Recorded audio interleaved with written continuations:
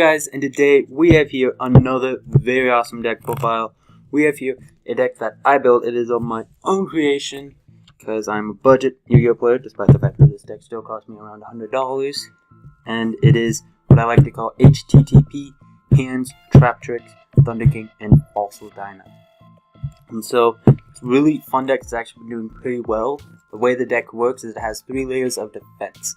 First is the trap pull cards, which I will get to as I go through the deck profile. The second layer is the fire and ice hand, and the third layer is your just generic traps, your warnings, your ring of destructions, your vanities, your mirror forces, and deep prisons.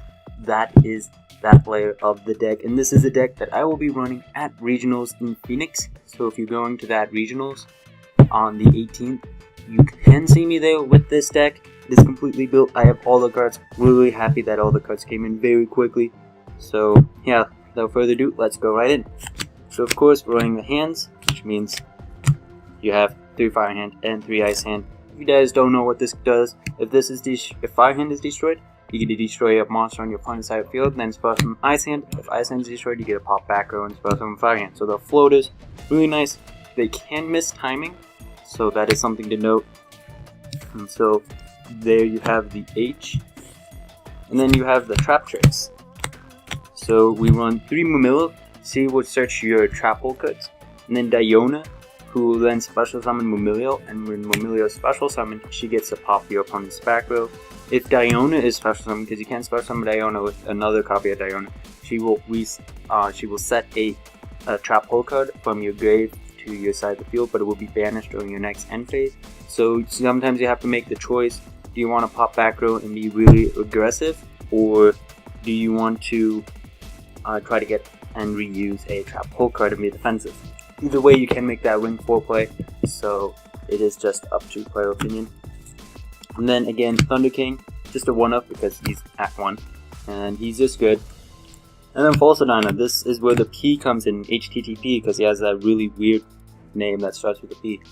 And so he's just great. He can blow out decks like Necros or Burning Abyss or Statellanites if you have the right back row. And with other cards, he can be really good. So he's really nice. He can be a Mirror Force. He has double utility because if he's face down and then flipped face up, he destroys all special monsters. So that is a definite utility. For spell cards, we run 3 dualities. One of them being ultra, the other one just being common. And then 1 Power Economy. Target 3 monsters with different types in your graveyard. Return them to the deck and then draw 2 cards. Really good. I think I will replace this with Jar of Avarice once that card comes out, because it can let me target any 5 cards and just completely cycle back my fire and ice hands. But you only draw 1 card, and that is a trap card. So when it comes to this and Jar of Avarice, you kind of have to decide between the 2. And then for other spell cards, you're in the 2 MSD and the 1 Rejeki. Just staples, nothing too special. And then for trap pulls, we run 2 time space, 1 bottomless, and 2 traptrix. This is pretty much the Fiendish Chain of the deck, and this card's just really good in general. Time space, it's just like turns anything that's special from a hand. That hits the Tellarknights with the Vegas. That hurts Unique Claws, obviously. It hurts Burning Abyss, and it also hits decks that special from the extra deck. So that's good. And then bottomless and traptrix trap pull, great against like Trishalas, great to prevent Trishalas, or like an Altair play if they call the Haunted in or special summon him from Vega. So definitely really good card.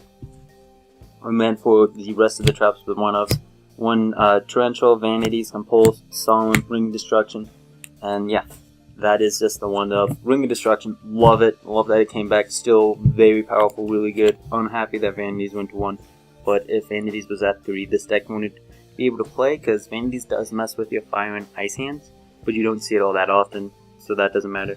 And Vanities has to be chain like 1 if your fire or ice hand is destroyed by battle or by card effects, and you have Vanities face up on the field, then Vanities will be chain like 1, your fire and ice hand will be chain like 2, so they will resolve first, destroying whatever but not being allowed to special summon, which is really unfortunate, but that's because this is a mandatory effect.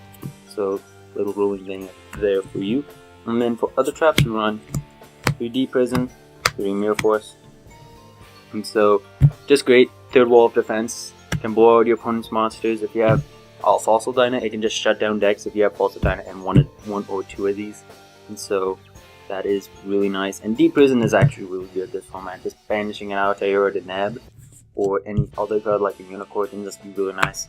And then for the final two traps, Tooth Claw the Haunted. You can do whatever you want with this. If you have Fire and Ice Hand in grade, special summon them back.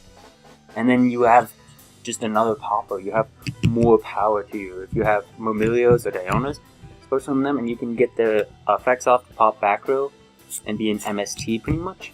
Or you can do Thunder King or Fossil Dyna to be either a Mistake or a Vanity's Emptiness. So this has great utility. It does kind of depend on what you have engraved, which is kind of sad. But most of the time you don't really even notice those times. You don't like go around, or at least I don't think, okay, I wish I had Thunder King in my graveyard so I could use it. Because you're not thinking that. You're thinking, I have Call of the Haunted, I have this engraved, when will that opportunity show itself? If you have Murmilio, you need to wait for that opportunity to use it to summon Murmilio to show. You can't be thinking about getting other cards. You have to deal with what you have and what you can do. You just don't wait for a Fossil Dino to appear or something like that, because then it could be too late. And so that is the main deck, and very powerful, but it is not by itself. I should go over the side deck first, because the extra deck really isn't all that important. Necross hate Kaioku, because Fire and Ice Hand, they don't do anything against Necross, because they have little to no back row, so Ice Hand's dead, and Trishula is a thing.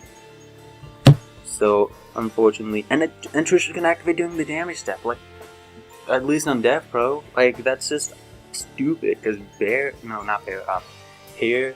and Turtle for the Bujins, they can't activate during damage step, but Trishula can. Kaioku, Imperial and Wolf on Necross, and gets to be a DD Crow when dealing damage. They can't bulk you if you have him on the field, so he is just really, really good, and it's kind of because you run out of monsters, you don't have any monsters, because you side out, you get 3 Fire Hands, you 3 Ice Hands. Because one thing, you side in like the entire side deck against Necross, almost all of it. Don't put that with the main deck. On Dark Hole, the Nekoseka. The Nekoseka just wrecks me, so I side in the Dark Hole just in case of seeing it in Nekoseka. I just don't want to be in that situation where I can't play because of one card and I lose. 2 Mind Crush. Really good this format. Don't want to main it because I just don't like maining Mind Crush. I know it's really good and I know a lot of people are maining it. It's just not my favorite. And going along with the Mind Crush, we have 2 Mistakes. And Mistake is just good, it just stops your opponent from searching. And it's really great to complement the Mind Crush to really make it so your opponent can't add cards from their hand.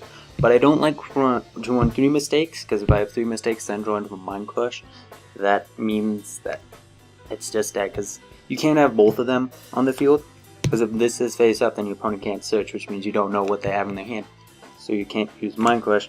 And I don't want to run 3 Mind Crush, because then I'd run into the same problem, because if I draw into the Mistakes and then I draw into Mind Crush, it would be bad. So I can only run 2 of 2, but they both accomplish the same thing pretty much. And they just have different advantages. This is a floodgate. Mind Crush lets me see my opponent's hand. So just different things to note and deal with. And then for other stuff, we run more trap holes. We run 1 more Time Space, 2 Deep Darks, and then a Traptrix.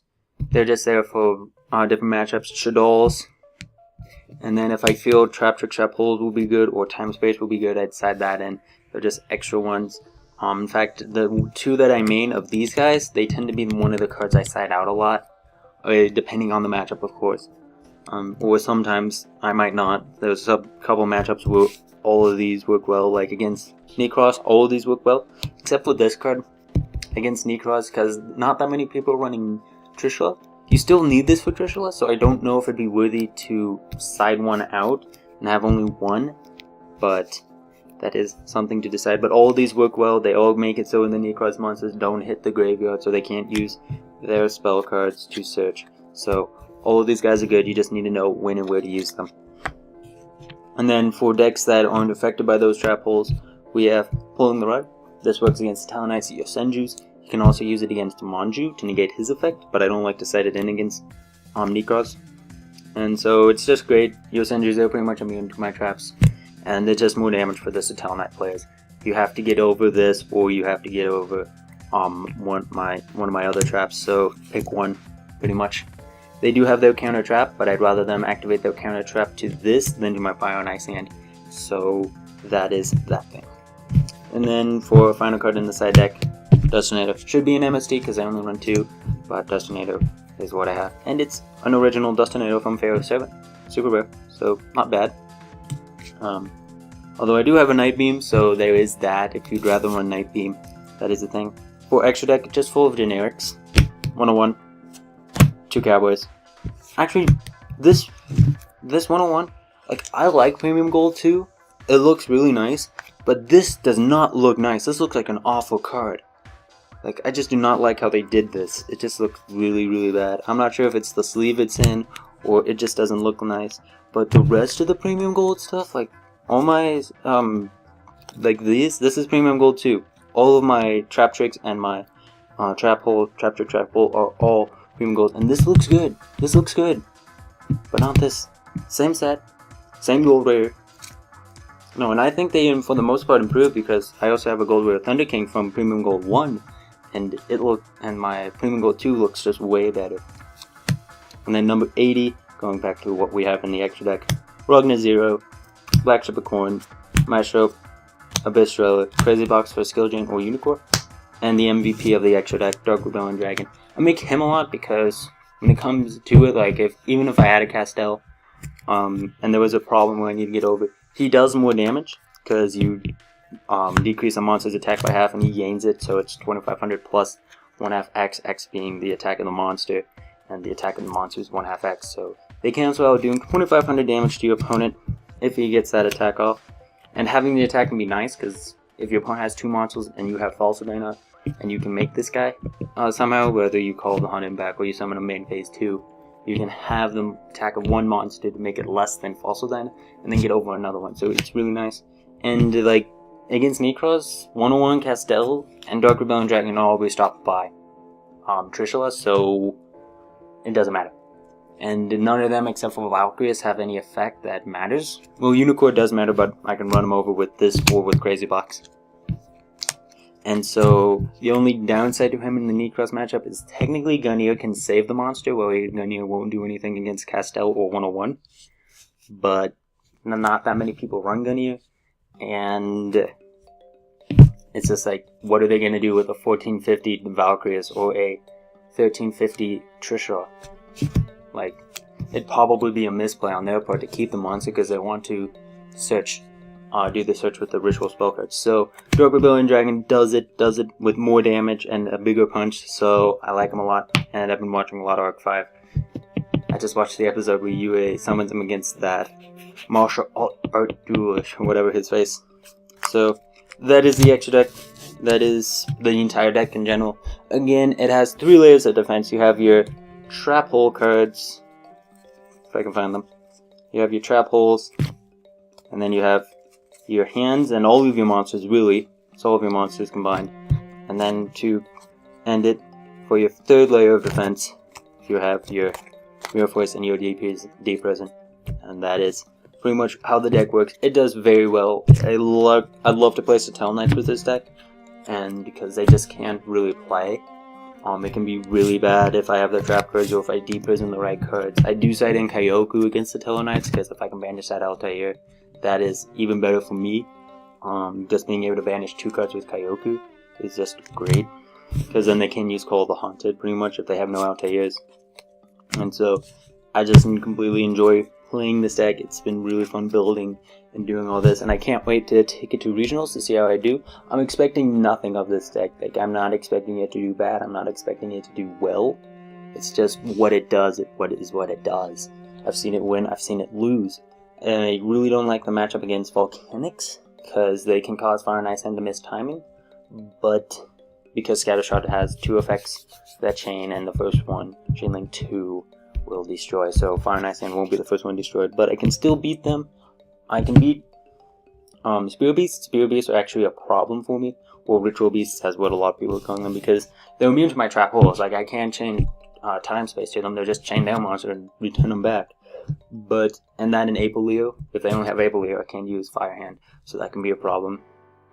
But I have been able to beat those decks, and Neocross I've been able to beat. It's just like game 1 against Neocross. It's kind of sad because you have your Fire and Ice hands. You know they're not going to do too much. They might make some impact against the game. If they main Deneko, you can get rid of Deneko, but they're not going to do too much in that game 1. But game 2, for Fire and Ice, Kyoku. If you open up Kyoku, Falso Dyna, and any like Deep Prisms or back row, congratulations, you won. So hopefully you guys enjoyed this deck profile. Tomorrow we're going to do a match. We're actually